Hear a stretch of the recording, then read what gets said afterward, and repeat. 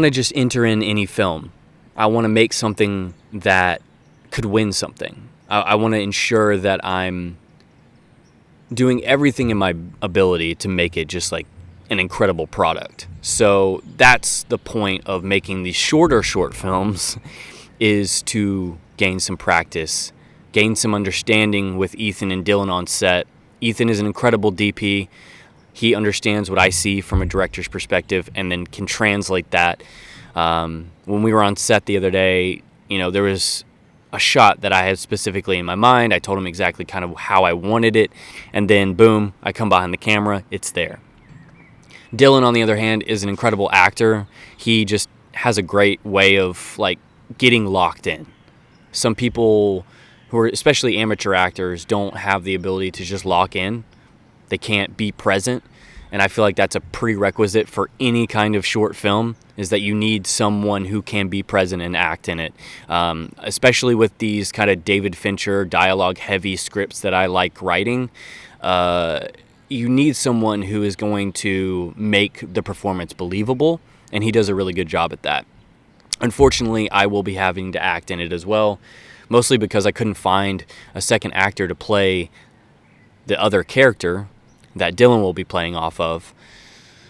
So I just kind of have to jump in and act, which creates issues. I won't be able to stand behind the camera and analyze the performance and make suggestions or direction.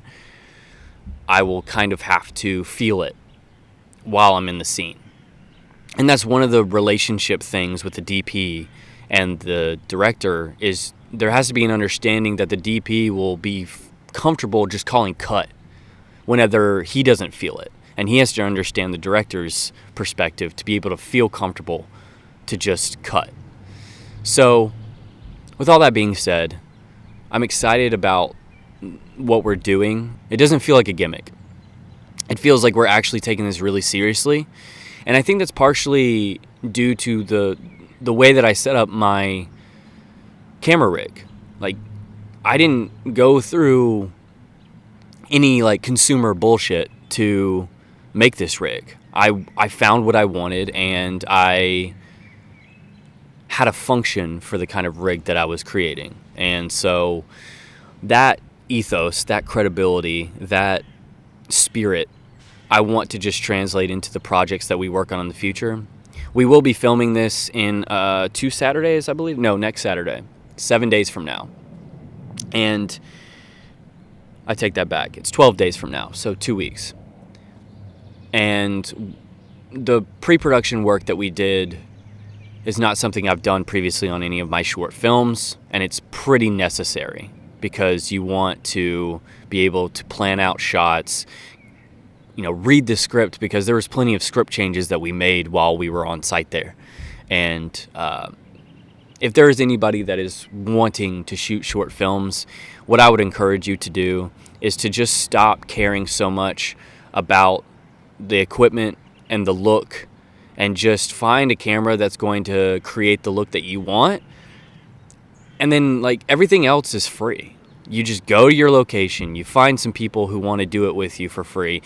You focus on the spirit of the project. You care about what the project is, not how the project looks.